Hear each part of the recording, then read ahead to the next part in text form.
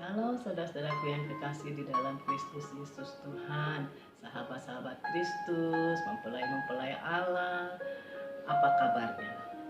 Cukup lama ya kita tidak berjumpa, tapi aku percaya Tuhan yang menyertai kita, Tuhan menolong kita, Tuhan sendiri membawa kita kepada kebaikan, sekalipun keadaan tidak baik. Di luar sana keadaan semakin rusuh dan membingungkan, tapi di dalam Tuhan, ketenangan yang Tuhan berikan kepada kita, pertolongan Tuhan pada waktunya selalu terjadi, indah pada waktunya, tepat pada waktunya. Kalau kita mau mencari Tuhan dengan benar, mengandalkan Tuhan dengan benar, bahkan juga tetap terus dekat kepada Tuhan, maka kita akan tampil beda, saudara-saudaraku. Beda dengan orang dunia, bahkan juga beda dengan orang-orang yang tidak mencari Tuhan.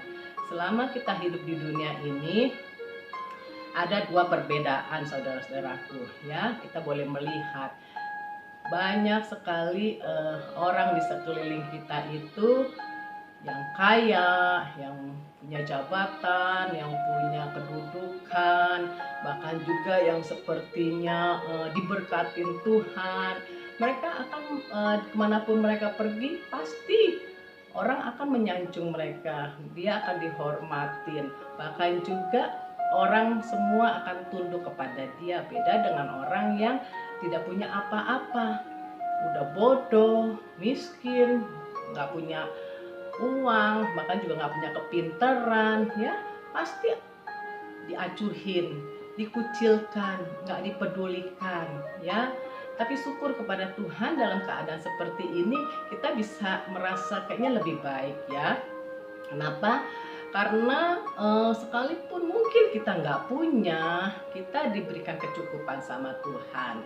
Kita tetap terus masih bisa berbahagia. Tetapi kita akan lihat kalau waktu belum ada COVID, belum ada keadaan seperti ini, rasanya kita rendah diri banget, ya, dilecehkan, sepertinya nggak dipedulihin, nggak dihormatin, bahkan juga nggak dipandang sebelah mata. Kenapa? Karena nggak ada uang, nggak ada kekayaan, nggak ada kedudukan, nggak punya kuasa, ya. Orang dunia boleh seperti itu, saudara-saudara, ya, melihat manusia secara jasmani, secara kasat mata apa yang ada di hadapannya. Tetapi beda dengan Tuhan, ya. Dia adalah Allah yang berkuasa. Tuhan gak pernah melakukan perbedaan demi perbedaan, tapi malah Tuhan pakai orang-orang sederhana, orang-orang bodoh, orang-orang yang gak punya. Untuk apa? Untuk dipakai Tuhan, melayani Tuhan, melayani pekerjaan Tuhan, ya. Hal itu kenapa? Karena Tuhan ingin mempermalukan orang-orang yang berhikmat melalui orang bodoh, orang yang lemah, orang yang nggak mampu ini. Untuk apa? Untuk mengalahkan si pintar, si kaya ini, ya, yang dijunjung tinggi. Contohnya aja, murid-murid Tuhan Yesus. Murid Tuhan Yesus itu dipanggil dari nelayan-nelayan, saudara. Orang-orang sederhana, nelayan-nelayan yang nangkapnya ikan setiap hari. Tapi dari nangkap ikan ini Tuhan jadikan apa? Menjadi penjala manusia. Begitu juga dengan kita. Saudara, kalau saudara mungkin dalam keadaan sekarang ini ada yang paling rendah, yang terendah, jangan takut, jangan khawatir, saudara.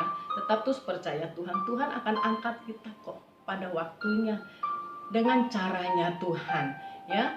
Tuhan sendiri akan menyanjung kita, dan kita akan dibuat menjadi kebanggaannya Tuhan, ya. Untuk apa? Untuk dipakai Tuhan, asal kita serahkan hati kita, diri kita, ya, menempatkan Tuhan sebagai kepala di dalam kehidupan kita. Karena Tuhan sendiri yang memanggil kita menjadi kepala, bukannya ekor, ya. Tuhan akan angkat tinggi, ya. Jadi untuk melihat kemuliaan Tuhan, nyatakan kemuliaan Tuhan. Jangan pernah kecil hati, saudara-saudara. Sekalipun dunia ini nggak memperdulikan kita, sekalipun dunia ini nggak mau mengenal kita, I don't care, ya. Yang penting apa? Tuhan kenal kita, ya. Tuhan kenal kita. Yang penting Tuhan mau jadikan kita anak-anaknya. Ya, kita ini biji matanya Tuhan. Kita ini berharga, saudara-saudaraku. Ya, kenapa? Karena dari lumpur dosa Tuhan angkat kita menjadi anak kesayangannya yang dimandikan bersih oleh darahnya. Semua kesalahan kita, dosa kita dihapus oleh darah Yesus. Ya, dan kita ini menjadi milik kepunyaannya, ahli waris kerajaan sorga. Ya, kekekalan yang Tuhan janjikan pada kita bukan harta dunia. Harta dunia itu hanya bonus. Ya, tapi yang penting kekekalan, harta surgawi yang Tuhan sudah sediakan kepada kita, ya, yang Tuhan sudah siapkan untuk kita. Mungkin bagi kita mustahil, tapi bagi Tuhan nggak ada yang mustahil. Ya, di 1 Korintus 1 ayat 27, 28 berkata, tetapi apa yang bodoh bagi dunia dipilih Allah untuk memalukan orang-orang yang berhikmat. Dan apa yang lemah bagi dunia dipilih Allah untuk memalukan apa yang kuat. Dan apa yang tidak terpandang dan yang hina bagi dunia dipilih Allah. Bahkan apa yang tidak berarti dipilih Allah untuk meniadakan apa yang berarti.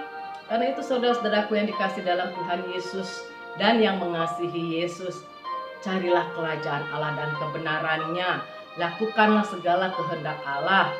Ya, beritakan keselamatan yang berasal dari Tuhan Yesus, ya, untuk kita menjadi saksinya sampai ke ujung bumi, ya, menyampaikan berita salib Kristus, keselamatan yang Tuhan sudah berikan pada kita, ya. Tuhan kita sebarkan, kita sampaikan pada jiwa-jiwa yang kita dipertemukan, supaya banyak lagi jiwa-jiwa yang diselamatkan. Dalam keadaan seperti ini, saudara, kita boleh lihat ya, seluruh dunia mengagungkan kebesaran kuasa Tuhan, mengagungkan nama Yesus yang ajaib itu.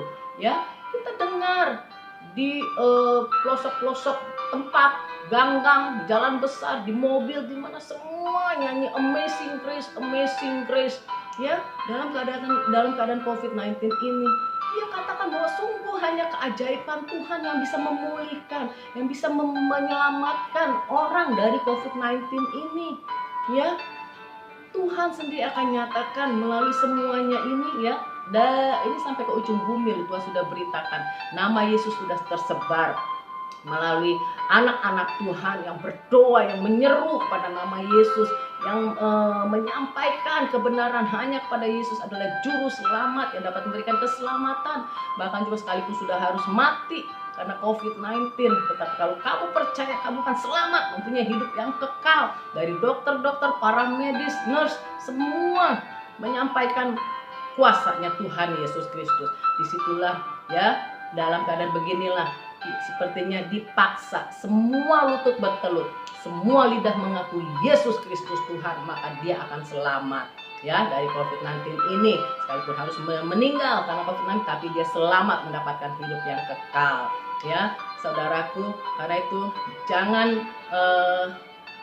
terkecoh oleh keadaanmu saat ini, tetapi tetap terus tinggal di dalam Yesus, dan silakan Yesus yang ada di dalam keluar, ya, yang ada di dalam kita ini keluar, terekspresi dari 5 indera kita ini, dan kita pun boleh memuliakan Tuhan, menyaksikan kehidupan kita kepada banyak orang, dan dialah kiranya kita pun boleh menyampaikan hanya dialah yang sanggup, ya, menyediakan hal-hal yang tidak binasa, yaitu kerajaan surga.